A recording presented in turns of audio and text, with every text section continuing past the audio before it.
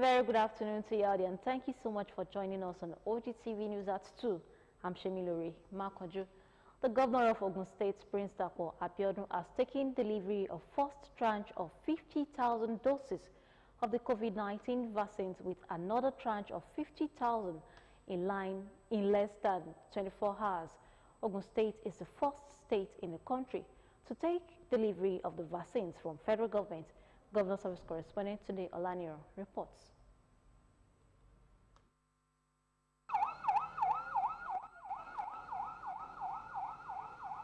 Nigeria receives nearly 4 million doses of the COVID-19 vaccines.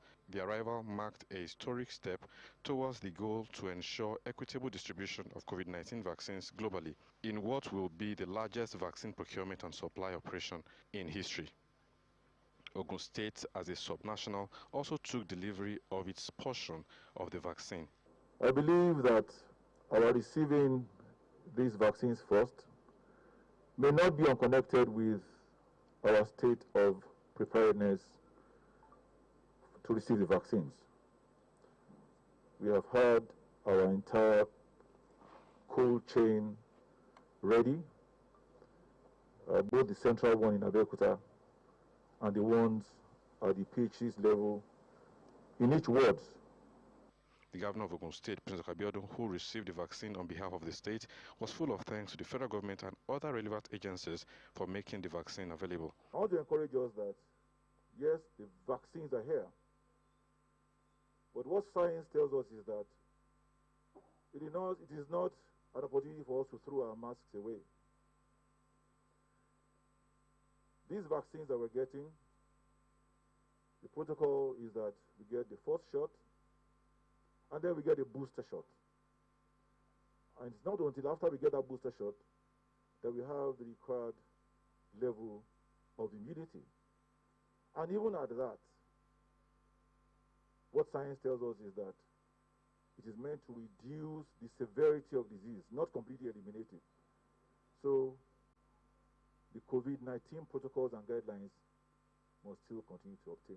He disclosed the plan for the vaccination of his citizens. We will commence the vaccinations in line with the scheduled guidelines laid out by MPCDA. They have identified particular state hospitals, general hospitals, primary healthcare centers across the state that will be the points that will be used for this vaccination.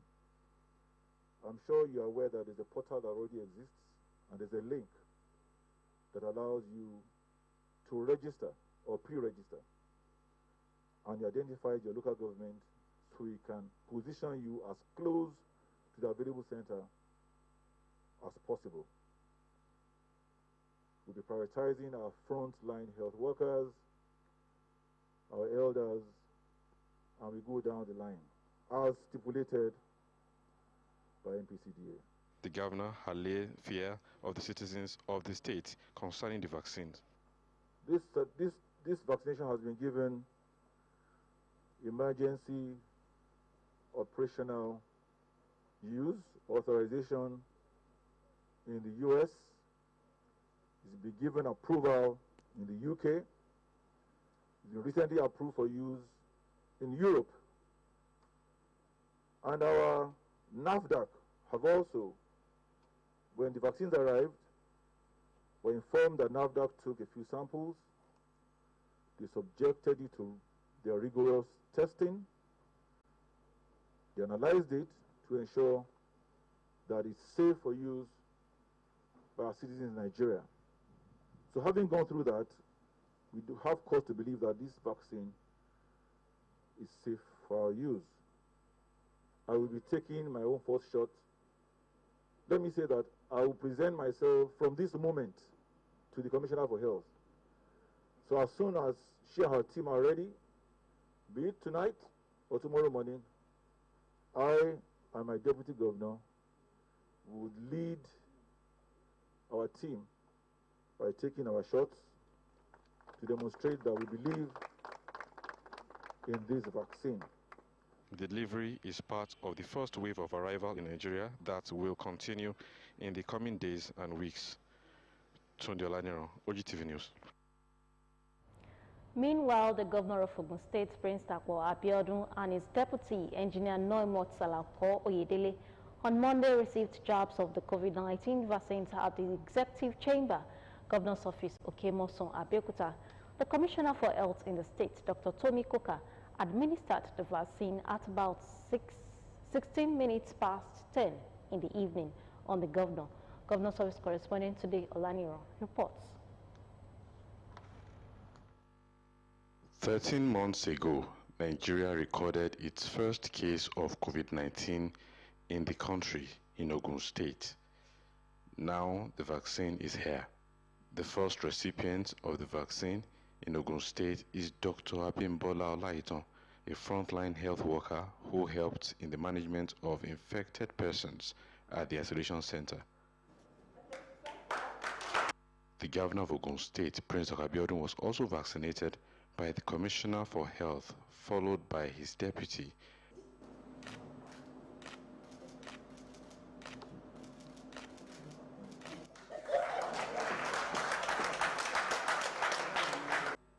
Then other members of the Executive Council. The public vaccination of the governor and his officials shows that the vaccine is safe. So we've all taken these vaccines.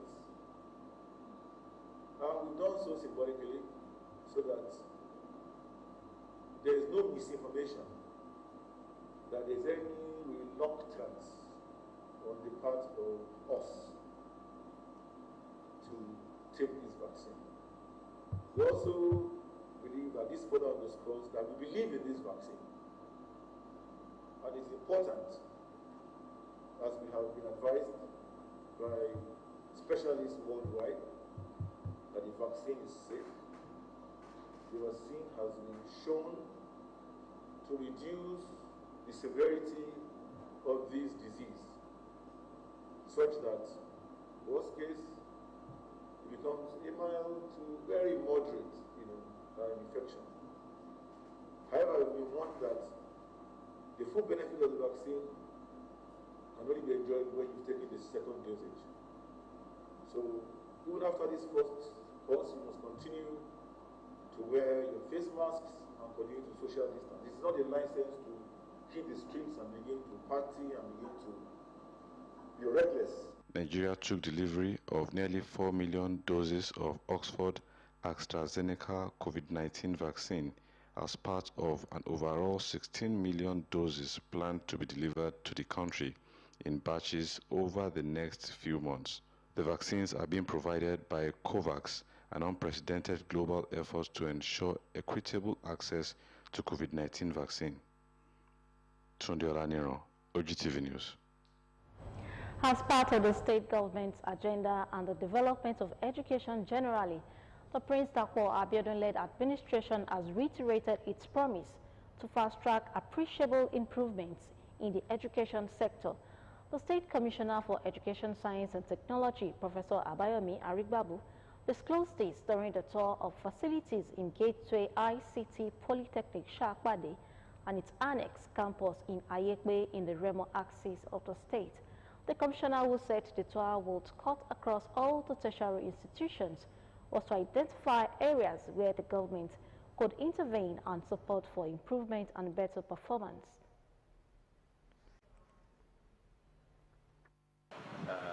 Look at the facilities there. Also, look at areas where there should be improvement or intervention, and then give a report. Of course, we have been to this main campus here, so we are looking at to what extent the land area here has been used, and what other expansion and areas of needs that the institutions will have to look into. So at the end of this exercise, we intend to give a report to His Excellency. In submission, the chairman of Remo Group and Development Forum, Otumba Tunji Sholari, who commended the governor for making education its cornerstone, said that the purpose of the meeting was to brainstorm on how to make the school a world-class institution. Otuba Sholanrin also assured that the group is ready to collaborate with the government to develop and better the lot of the school, being the only institution around the area. He appealed to the authority of the ministry to help tackle the issue of encroachment around the institution.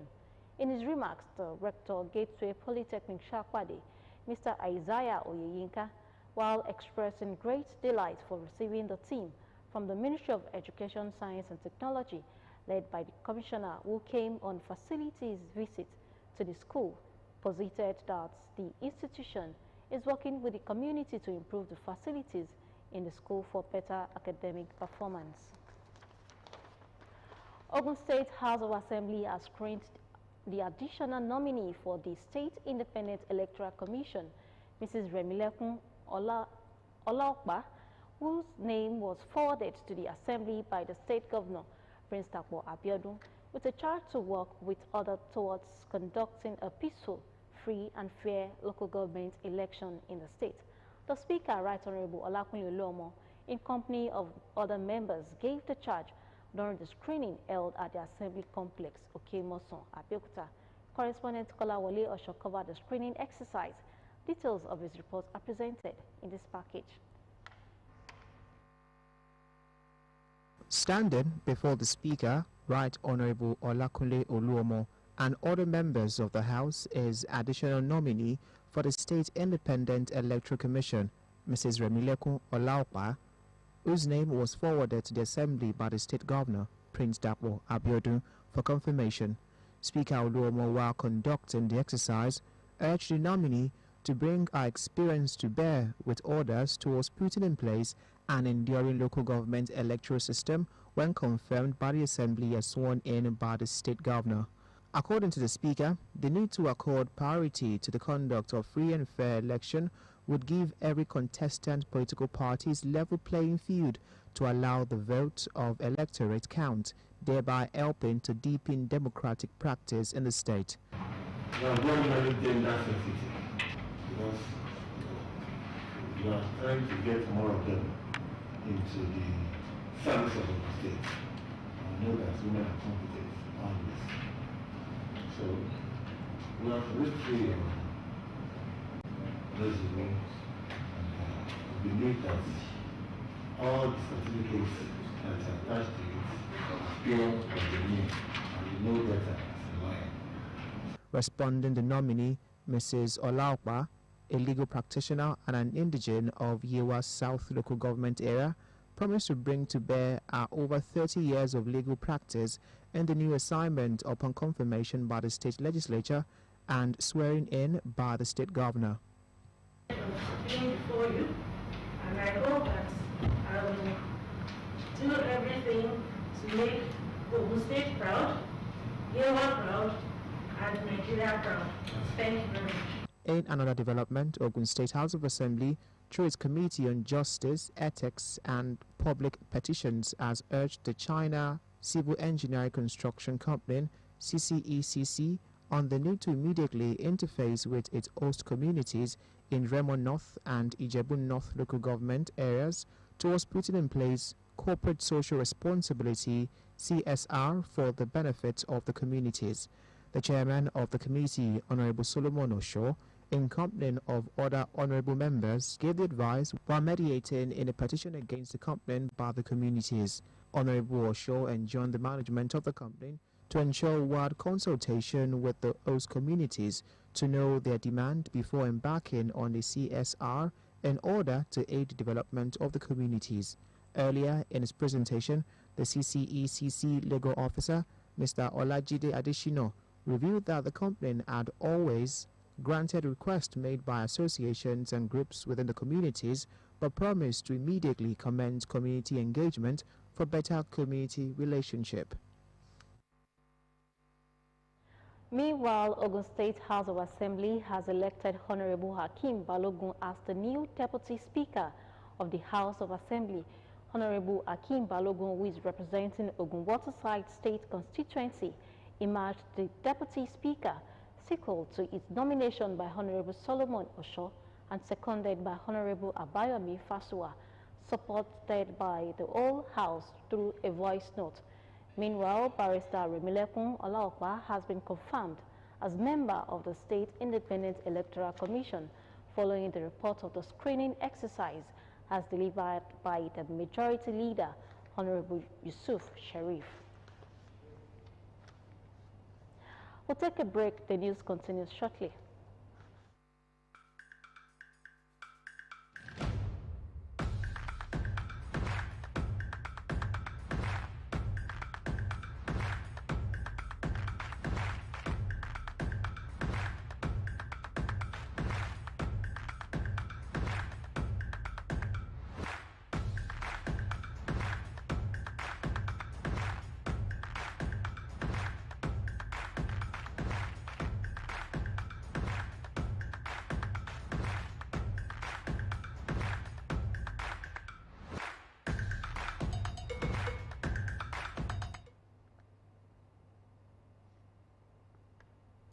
Welcome back. In this communication technology-driven age, there is an urgent need of aligning with the emerging engineering practices in project delivery. This was part of messages passed across to the members of the Nigerian Society of Engineers at Abeokuta branch during the inauguration of engineer Dr. Kolawole Adisa Olonode as the 15th chairman of the association. Adebola Oshomoju covered the event held at the Valley View Auditorium, Government House, Isalekbeyi, Abeokuta. Her reports. The Nigerian Society of Engineers, NSE, is a professional society founded on the basis of high ethical standard to enhance competence in service and promote professional development and welfare of its members. In fulfilling these obligations, Engineer Dr. Kolawole Adisa Olonode has been inaugurated as the 15th chairman of the Nigerian Society of Engineers at Abeokuta branch. Will you support our chairman in the discharge of his responsibility as 15th chairman? Therefore, I shall, with full conscience of responsibility, hand over this insignia to our 15th chairman.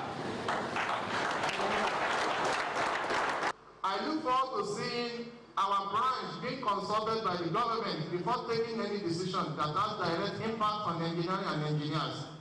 This will be achieved by demonstrating our capacity and capability to the government. We shall be a partner in progress with the state government in its bid to provide the dividends of governance to the citizenry. The outgone chairman of the society, Engineer Dr. Lanrewaju Ahmed Apampa, highlighted achievement during his tenure. So the programs that I did as chairman were programs that he also had participated in as deputy chairman. So, and to the extent that he is very much aware of the things we did and the processes leading to that, he can only take it and fly with it. Members of the society urged the newly appointed chairman and the inductees to be more prominent in the discharge of their duties. We've seen your visions, we know where you are going, and you are very lucky to have these committed hands under your administration. He will definitely perform. He's a performer, there's no doubt about it. And the whole of Abeokuta branch will actually get value for this from this chairman that we are inaugurating today. The event featured the induction of new corporate members and award presentation to the outstanding members of the Nigerian Society of Engineers. Adebola Oshomoji, OGTV News. As hundreds of thousands of graduates are joining the labor market every year, the search for scarce and sometimes non-available white-collar jobs is becoming a Herculean task, which has now combined with economic challenges to create huge problem for the nation. Matthew Shomi in this report takes a look at the search for white-collar jobs in a depressed economy. His reports. Non-availability of jobs, high rate of unemployment and underemployment are part of the challenges being faced by the people in a developing economy, and government at all levels are grappling with the perennial issue. It is the dream of every individual to be gainfully employed after graduating from school, but this dream of a white-collar job is fast becoming a mirage as the nation's economy contracts and negative growth recorded, leading to a recession. Government appears to be the largest employer of labor. Government can still not employ everybody. So it is incumbent upon, should I say, the new generations or every one of us that have children graduating from school, or the children or the wards themselves, to know that the situation have changed. Day in, day out, schools turn out graduates that go into the labor market immediately after the service year. And the rates of unemployment is becoming very much alarming. And that is why in schools now, most schools, that they have a department called Department of Entrepreneurship Development. Respondents advocated for attention to be shifted away from white-collar jobs as the increase in the population and economic challenges have resulted in more people seeking after few jobs. They should start to put into practice what they have learned in school by way of entrepreneurship development. We should go back to the basics.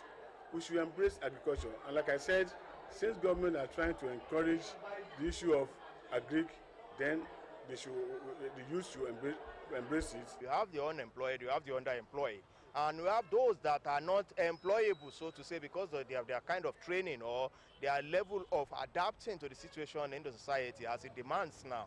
So it is incumbent upon government as well to provide the enabling environment, particularly the energy sector. Parents and the wards themselves should think of something positive in terms of training themselves, retraining themselves. These young undergraduates said even though they are also looking forward to getting white-collar jobs after graduation, they already have another option in case the white-collar job does not come on time.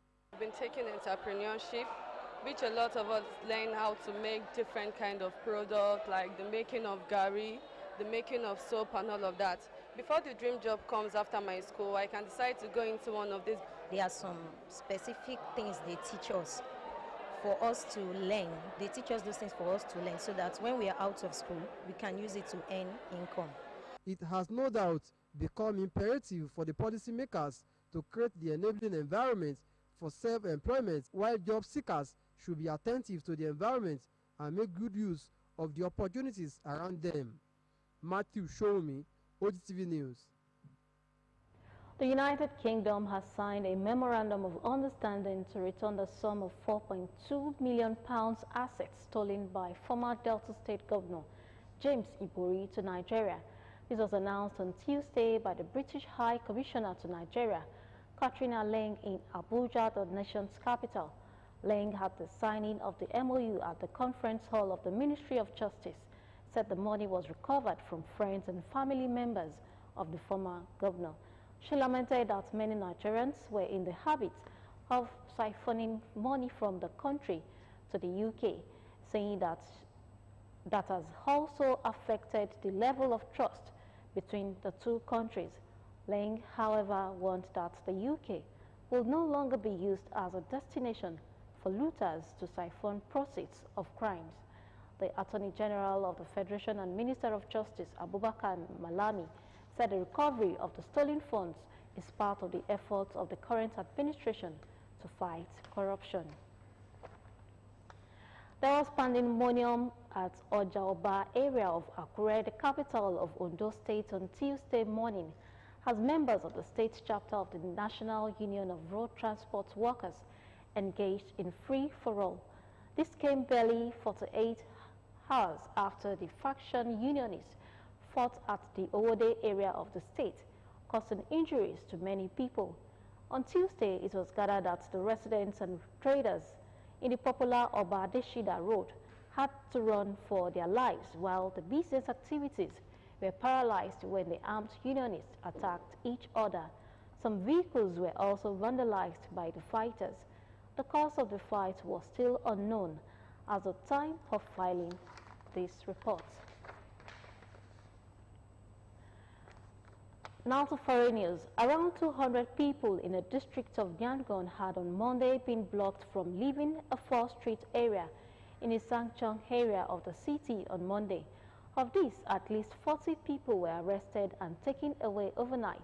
Others managed to escape in the quiet hours of the night as police number dwindled.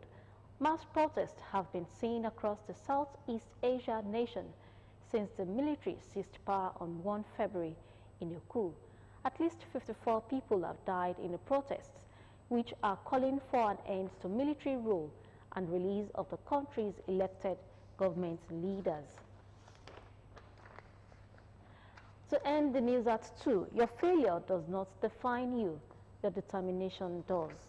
You can now watch us live on these platforms: Apple, Roku, Facebook and Android devices. You can also watch live on OGTV website, www.ogtv.com.ng/live. Email info@ogtv.com.ng.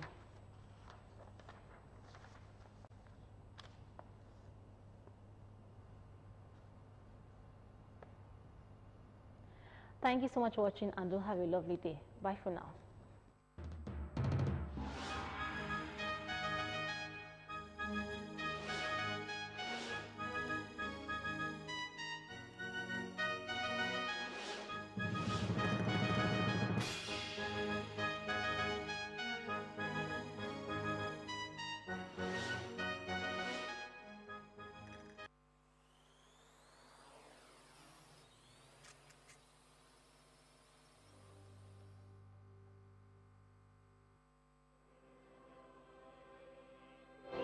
The Lenten season is here again.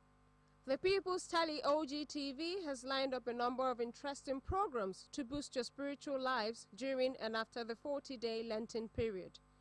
Individuals, organizations and corporate entities can avail themselves of the opportunity to sponsor programs such as Lenten Talk, Good Friday Church Service, Easter Sunday Service, Cantata, Easter Monday Picnic, and special church programs and services. For sponsorship details, call